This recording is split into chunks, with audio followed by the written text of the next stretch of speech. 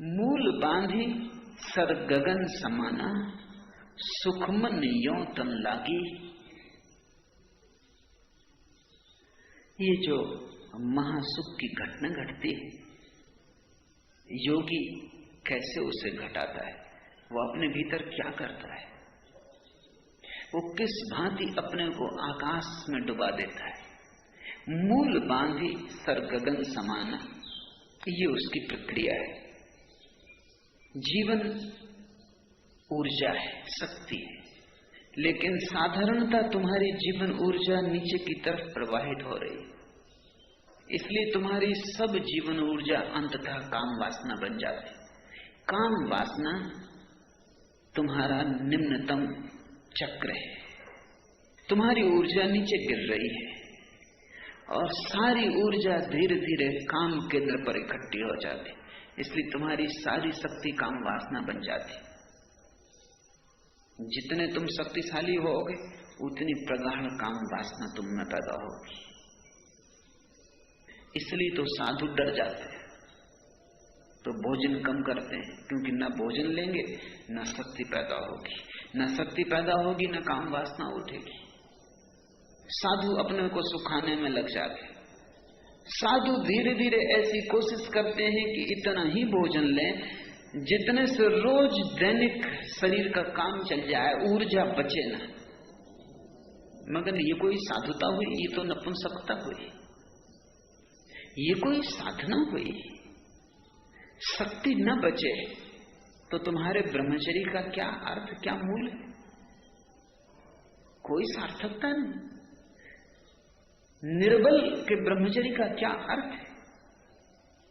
लाखों लोग निर्बलता को ब्रह्मचर्य समझ लेते, रुग्णता को स्वास्थ्य समझ लेते, शरीर को गला लेते हैं, ऊर्जा पैदा नहीं होती इसलिए काम केंद्र सूख जाता है। तो वो सोचते हैं कि हम सिद्धावस्था को उपलब्ध हो गए। उन्हें ठीक से भोजन दो, एक सप्ताह के भीतर उनकी काम ऊर्जा फिर प्रवाहित होने लगेगी, फिर वासना जगने लगेगी। ये कोई छुटकारा ना हुआ, ये तो धोखा हुआ, ये आत्म प्रवंचना है। कबीर जैसे ज्ञानी ऐसी साधुता को दो कौड़ी का भी नहीं मानते। साधुता का अर्थ ऊर्जा को समाप्त करना नहीं है, ऊर्जा को रूपांतरित करना है। ऊर्जा को नष्ट करना, सुखाना नहीं है, ऊर्जा की दिशा बदलनी। वो जो नीचे की तरफ बहती वो ऊपर की तरफ बहने लगे। अधोगामी शक्ति ऊर्ध्व गमन की तरफ निकल जाए। जो अभी जमीन की तरफ बहती है वो आकाश की तरफ उठने लगे। जो अभी पानी की तरह है वो अग्नि की तरह हो जाए। पानी नीचे की तरफ बहता है, अग्नि सदा ऊपर की तरफ जाती। जिस दिन तुम्हारी ऊर्जा आग्नेय हो जाएगी उसी दिन एक अनूठे ब्रह्मचर्य का जन्म होगा, जो निर्बलता से नहीं परम वीरी से पैदा होती। मूल बांधी, वो जो मूलाधार चक्र है, जहां से ऊर्जा काम ऊर्जा बनती है, उसे बांध लेना है, उससे सिकोड़ लेना है। इसलिए योग ने, पतंजल ने, हठ योग ने बहुत सी प्रक्रियाएं खोजी हैं मूल को बांधने की। मूल जब बंध जाए तो ऊर्जा अपने आप ऊपर उठने लगती है, क्योंकि नीचे का द्वार बंद हो जाता, द्वार अवरुद्ध हो जाता। एक छोटा सा प्रयोग, जब भी तुम्हारे मन में काम वासना उठे तो करो, तो धीरे धीरे तुम्हें राह साफ हो जाएगी। जब भी तुम्हें लगे कि काम वासना मन को पकड़ रही है, तब डरो मत, शांत होकर बैठ जाओ, जोर से श्वास को बाहर फेंको, उच्छ्वास, भीतर मत लो श्वास को, क्योंकि जैसा ही तुम भीतर गहरी श्वास को लोगे, भीतर जाती श्वास काम ऊर्जा को नीचे की तरफ धकाती है। जब तुम्हें काम वासना पकड़े तब एक्सेल करो, बाहर फेंको श्वास को, नाभि को भीतर खींचो, पेट को भीतर लो और श्वास को बाहर फेंको, जितनी फेंक सको। धीरे धीरे अभ्यास होने पर तुम संपूर्ण रूप से श्वास को बाहर फेंकने में सफल हो जाओगे। जब सारी श्वास बाहर फेंक जाती है तो तुम्हारा पेट और नाभि वैक्यूम हो जाते हैं, शून्य हो जाते हैं। और जहां कहीं शून्य हो जाता है वहीं आसपास की ऊर्जा शून्य की तरफ प्रवाहित होने लगती है। शून्य खींचता है, क्योंकि प्रकृति शून्य को बर्दाश्त नहीं करती, शून्य को भरती है। तुम नदी में पानी भर लेते हो घड़े में, तुमने घड़ा भर के उठाया नहीं कि गड्ढा हो जाता है पानी में। घड़े से तुमने पानी भर लिया, उतना गड्ढा हो गया, चारों तरफ से पानी दौड़ के उस गड्ढे को भर देता है। तुम्हारी नाभि के पास शून्य हो जाए तो मूलाधार से ऊर्जा तत्क्षण नाभि की तरफ उठ जाती और तुम्हें बड़ा रस मिलेगा। जब तुम पहली दफा अनुभव करोगे कि एक गहन ऊर्जा बाण की तरह आके नाभि में उठ गई, तुम पाओगे सारा तन मन एक गहन स्वास्थ्य से भर गया, एक ताजगी। ये ताजगी वैसी ही होगी, ठीक वैसा ही अनुभव तुम्हें होगा ताजगी का जैसा संभोग के बाद उदासी का होता। जैसे ऊर्जा के स्खलन के बाद एक शिथिलता पकड़ लेती है, एक रुग्ण दशा, एक विषाद, एक हारापन, एक थकान। तुम सो जाना चाहते हो। बहुत से लोग संभोग का उपयोग केवल नींद के लिए ही करते, क्योंकि थक जाते। पश्चिम में डॉक्टर तो लोगों को सलाह देते हैं जिनको नींद नहीं आती कि संभोग उनके लिए उचित है। संभोग कर लोगे, थक जाओगे, टूट जाओगे, नींद अपने आप आ जाएगी। लेकिन वो नींद कोई स्वस्थ नींद नहीं, वो थकान की नींद है, वो विश्राम नहीं है, थकान है। थकान और विश्राम में बड़ा फर्क है। विश्राम में ऊर्जा पूरी आराम करती, थकान में ऊर्जा नहीं होती, हारे थके टूटे हुए तुम पड़ जाते। संभोग के बाद जैसे विषाद का अनुभव होगा, वैसे ही अगर ऊर्जा नाभि की तरफ उठ जाए तो तुम्हें हर्ष का अनुभव होगा, एक प्रफुल्लता घेर लेगी। ऊर्जा का रूपांतरण शुरू हुआ। तुम ज्यादा शक्तिशाली, ज्यादा सौमनस्यपूर्ण, ज्यादा उत्फुल्ल, सक्रिय, अनथके, विश्रामपूर्ण मालूम पड़ोगे, जैसे गहरी नींद के बाद उठे हो, ताजगी आ गई है। इसलिए जो लोग भी मूल आधार से शक्ति को सक्रिय कर लेते हैं, उनकी नींद कम हो जाती, जरूरत नहीं रह जाती। वे थोड़े घंटे सो के भी उतने ही ताजे हो जाते, फिर तो 2 घंटे भी सो के उतने ही ताजे हो जाते, जितने ताजे तुम 8 घंटे सो के नहीं हो पाते। क्योंकि तुम्हारे शरीर को तो ऊर्जा को पैदा करना पड़ता है, निर्मित करना पड़ता है, भरना पड़ता है। और बड़ा पागलपन है, रोज शरीर भरता है, रोज तुम उसे उलीचते हो। यूं ही उम्र तमाम होती है। रोज भोजन लो, शरीर को ऊर्जा से भरो, फिर उसे उलीचो और फेंक दो। ऊर्जा का ऊर्ध्वगमन बड़ा अनूठा अनुभव है। और पहला अनुभव होता है मूलाधार से नाभि की तरफ जब संक्रमण होता है। ये मूल बंध की सहजतम प्रक्रिया है कि तुम श्वास को बाहर फेंक दो, नाभि शून्य हो जाएगी, ऊर्जा उठेगी नाभि की तरफ, मूल बंध का द्वार अपने आप बंद हो जाएगा। वो द्वार खुलता है ऊर्जा के धक्के से। जब ऊर्जा मूलाधार में नहीं रह जाती, धक्का नहीं पड़ता, द्वार बंद हो जाता। मूल बांधी सर गगन समाना। बस तुमने अगर एक बात सीख ली कि ऊर्जा कैसे नाभि तक आ जाए, शेष तुम्हें चिंता नहीं करनी। तुम ऊर्जा को जब भी काम वासना उठे नाभि में इकट्ठा करते जाओ। जैसे जैसे ऊर्जा बढ़ेगी नाभि में, अपने आप ऊपर की तरफ उठने लगेगी। जैसे बर्तन में पानी बढ़ता जाए तो पानी की सतह ऊपर उठती जाए। असली बात मूलाधार का बंद हो जाना है। घड़े की नीचे का छेद बंद हो गया, अब ऊर्जा इकट्ठी होती जाएगी, घड़ा अपने आप भरता जाएगा। एक दिन तुम अचानक पाओगे कि धीरे धीरे नाभि के ऊपर ऊर्जा आ रही, तुम्हारा हृदय एक नई संवेदना से आप्लावित हुआ जा रहा है।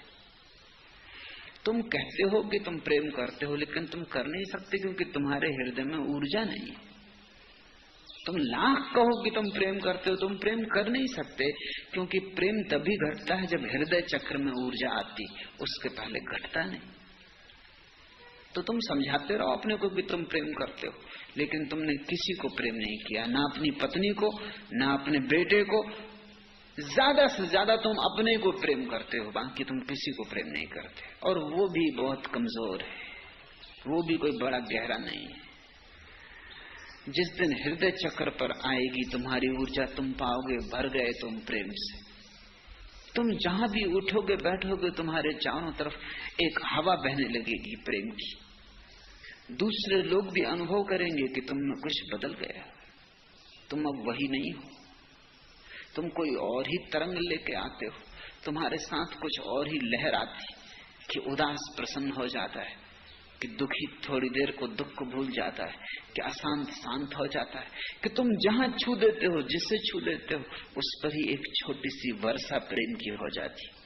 लेकिन हृदय में ऊर्जा आएगी तभी ये होगा।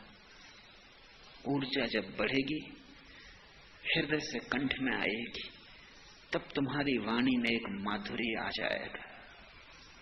जब तुम्हारी वाणी में एक संगीत, एक सौंदर्य आ जाएगा, तुम साधारण से शब्द बोलोगे और उन शब्दों में काव्य होगा। तुम दो शब्द किसी से कह दोगे और तुम उसे तृप्त कर दोगे। तुम चुप भी रहोगे तो तुम्हारे मौन में भी संदेश छिप जाएंगे।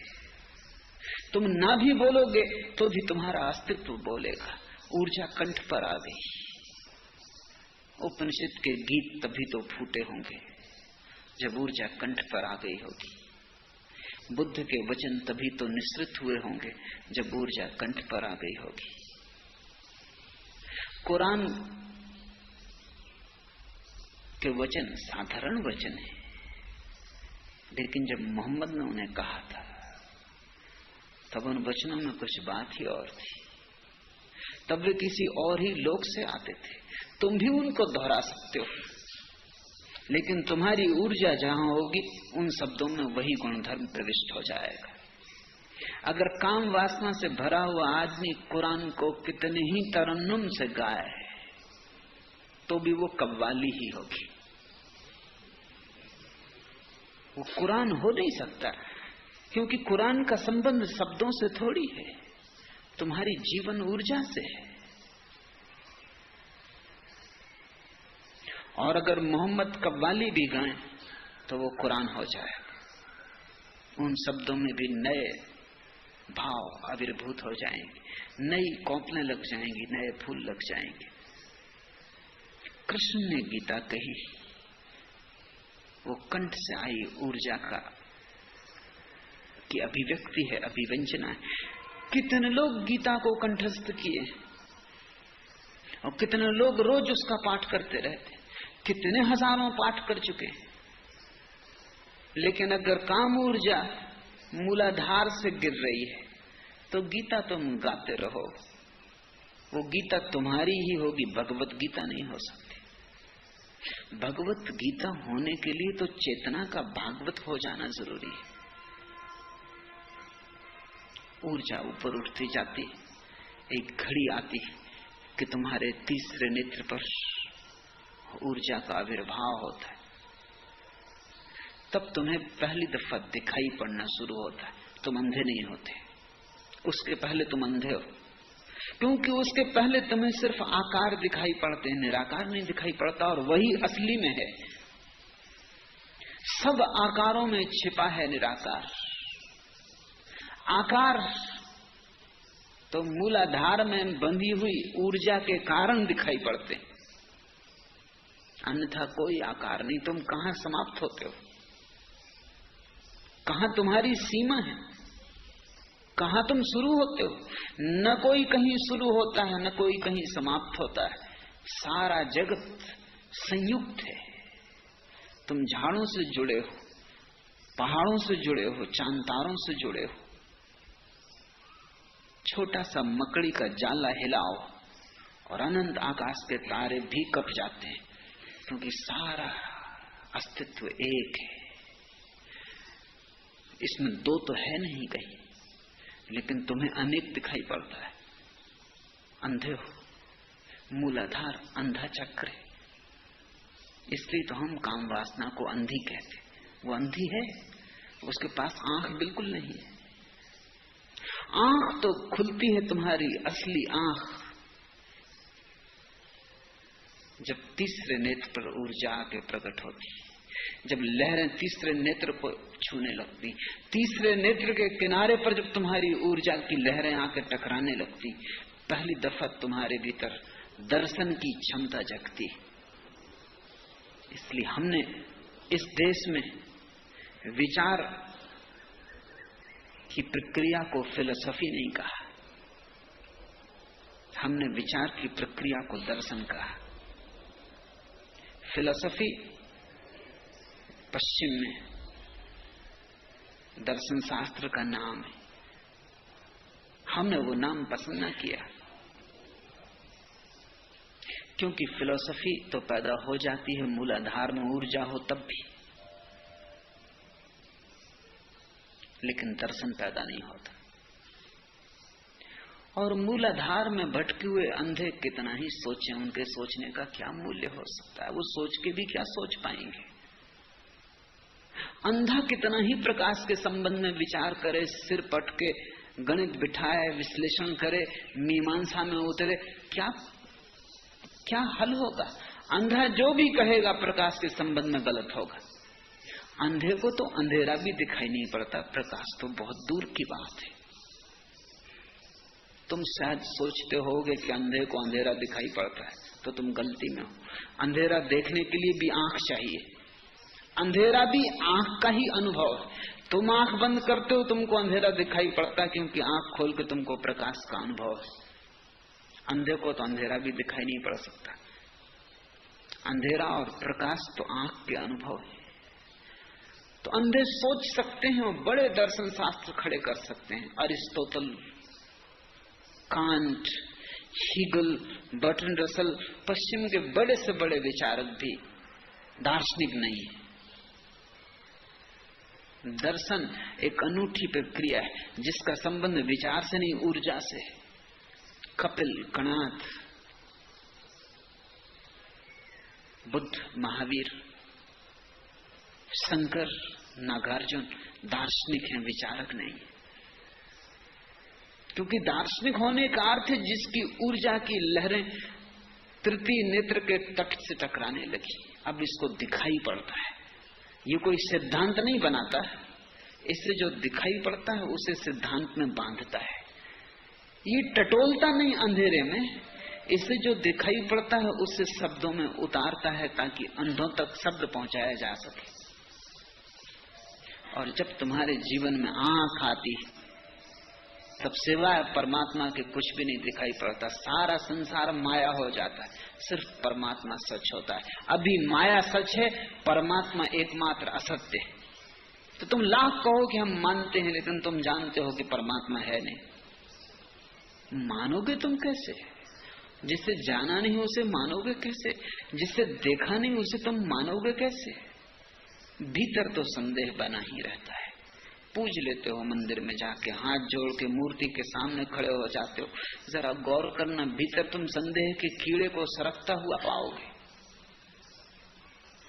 लेकिन झुक जाते हो डर के कारण, पता नहीं हो ही पीछे पछताना पड़े।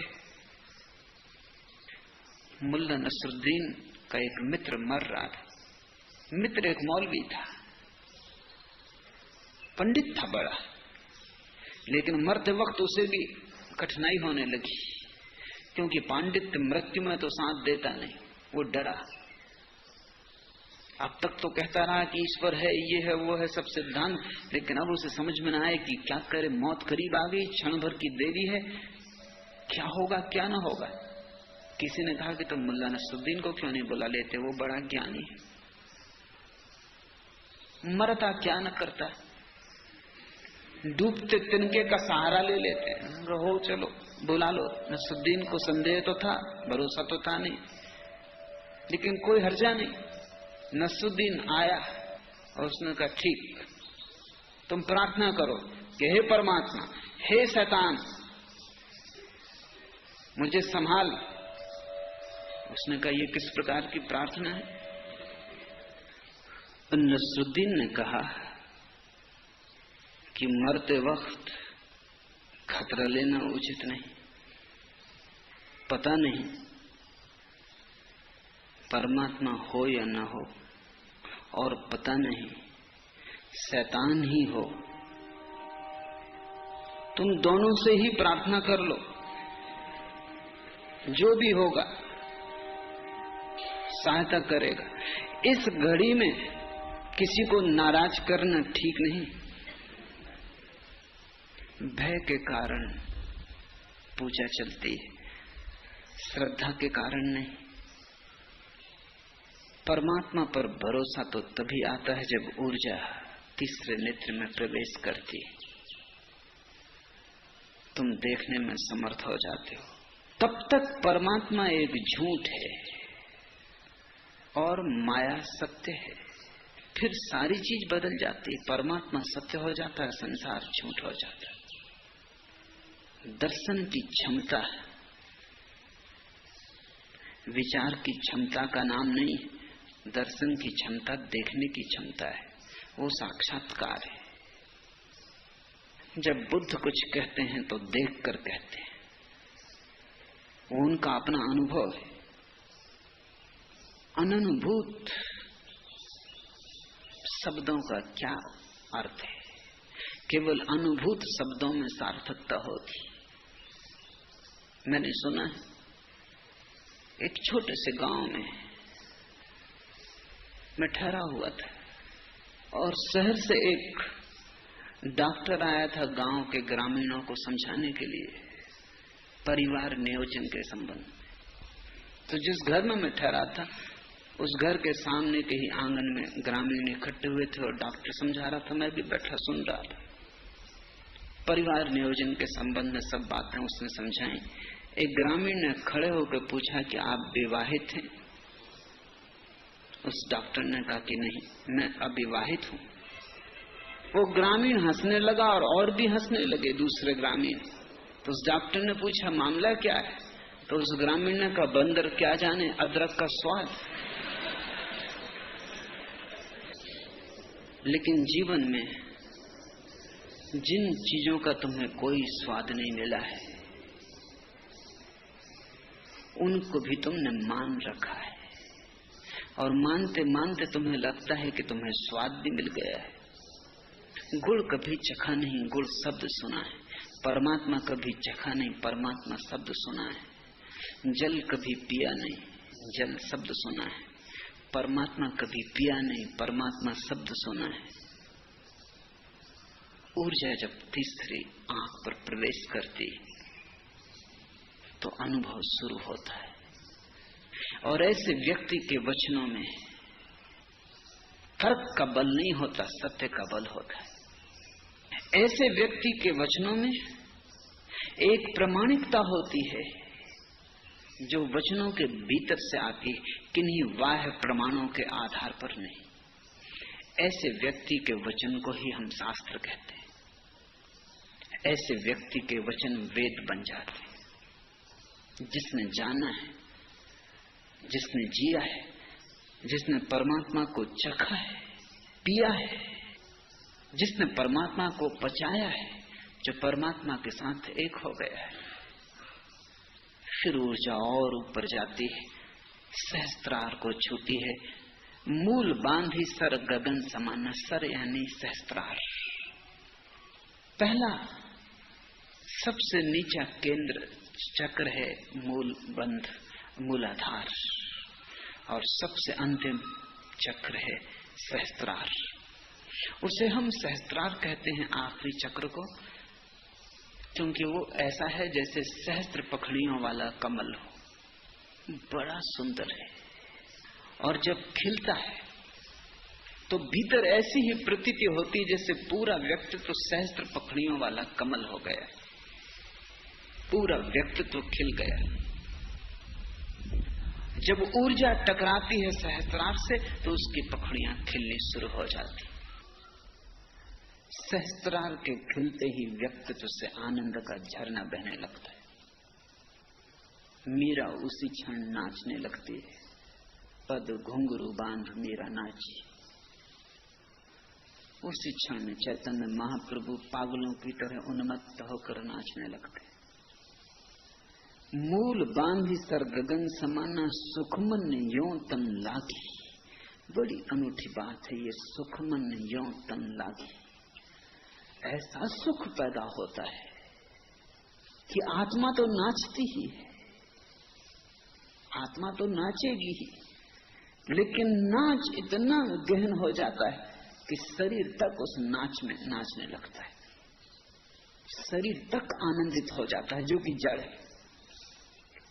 कबीर ये कह रहे हैं कि उस क्षण में चेतना तो नाचती ही है, उसमें कुछ कहना नहीं, लेकिन जड़ शरीर तक चेतना के साथ चैतन्य हो जैसा होकर नाचने लगता है।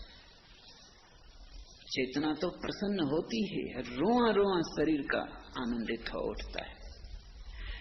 आनंद की लहर ऐसी बहती है कि मुर्दा भी, शरीर तो मुर्दा है, वो भी नाचने लगता है। तुम अभी शरीर के साथ बंधे बंधे खुद मुर्दा हो गए हो, तब धारा उल्टी बहती है। तुम्हारी चैतन्य की क्षमता के साथ मुर्दा शरीर भी नाचने लगता है। जो तुमने सुना है कि उसकी कृपा से अंधे देखने लगते, लंगड़े चलने लगते, गूंगे बोलने लगते हैं, उसका तुम मतलब न समझे होगे। उसका यही मतलब है। उस घड़ी में जो आदमी सदा का गूंगा रहा हो वो भी बोल उठेगा। इतनी बड़ी घटना घटती, ऐसा उत्सव घटता है कि जो आदमी सदा का बहरा रहा हो वो भी सुनने लगेगा। सारा तन जाग उठता है, सारी नींद टूट जाती है। आत्मा की ही नहीं, जड़ शरीर तक में कंपन सुनाई पड़ते हैं। संगीत वहां तक गुंजायमान होता है, प्रतिध्वनि वहां भी सुनाई पड़ने लगती है। मूल बांधी सर गगन समाना सुखमन यों तन लागी। काम क्रोध दोय भय पलीता, जहां तहां जो गण जागी। और ऐसी घड़ी में काम और क्रोध, जैसे कि कोई बम लगा देता है, उसमें पलीता लगाता है। पलीते में आग लगती तो थोड़ी देर में बम फूट जाता है। काम क्रोध दोय भय पलीता, तहां जो गण जागी। और उस आनंद की घड़ी में कहां काम कहां क्रोध। अब तक जिनको शत्रुओं की तरह जाना था वो मित्र सिद्ध होते हैं। काम क्रोध दोनों ही उस परम विस्फोट में पलीता बन जाते हैं। उन दोनों का भी उपयोग हो जाता है, उनकी आग भी काम में आ जाती और एक विस्फोट घटता है, एक एक्सप्लोजन। मनवा जाई दरीबे बैठा, मगन भया रसी लागा। कह कबीर जे संसा नहीं, शब्द अनाहत बागा। और अब मन को मंदिर में बिठाने की कोई जरूरत ना रही, अब तो बाजार में भी बैठ जाए। मनवा जाए दरीबे बैठा, अब कोई चिंता ही नहीं, हिमालय जाने की कोई जरूरत ना रही। बाजार दरीबा में बैठ जाए तो भी कोई फर्क नहीं पड़ता। अब हर जगह हिमालय, अब बाजार में भी कैलाश, अब घर में भी काबा है, अब तो शरीर में ही वैकुंठ। मनवा जाए दरीबा बैठा, मगन भया रसी लागा। और मन भी ऐसा मगन हो गया और रस से ऐसा संबंध जुड़ गया कि अब मन भी संदेह नहीं करता। मन जिसका स्वभाव संदेह है। जब ऊर्जा सातवें आखिरी चक्र को छूती है तो जो तुम्हारे शत्रु थे कल तक वो भी मित्र हो जाते हैं। काम क्रोध काम में आ जाते हैं। उनकी ऊर्जा उनकी अग्नि पलीता बन जाती है परम विस्फोट में। तब तुम्हें पता चलता है कि जीवन में कुछ भी व्यर्थ नहीं, सब सार्थक है। देर अबेर हर चीज का उपयोग होना है। कोई पत्थर यहाँ फेंके जाने योग्य नहीं, सभी पत्थर मंदिर के निर्माण में काम आ जाएंगे।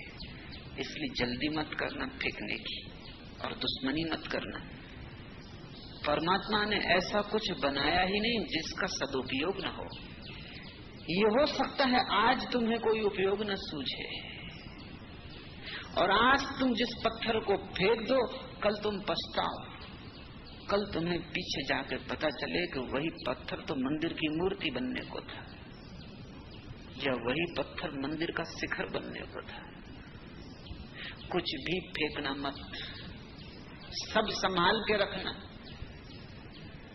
रत्ती भर भी तुम में ऐसा नहीं है जो गलत हो, सभी का उपयोग हो जाएगा। ये हो सकता है कि आज गलत लगता हो क्योंकि तुम्हारी ऊर्जा बड़ी नीची है, वहां कोई उपयोग ना हो। जब ऊर्जा ऊपर जाएगी, दृष्टि का विस्तार होगा, आंखें खुलेंगी, तब हजार उपयोग निकल आएंगे।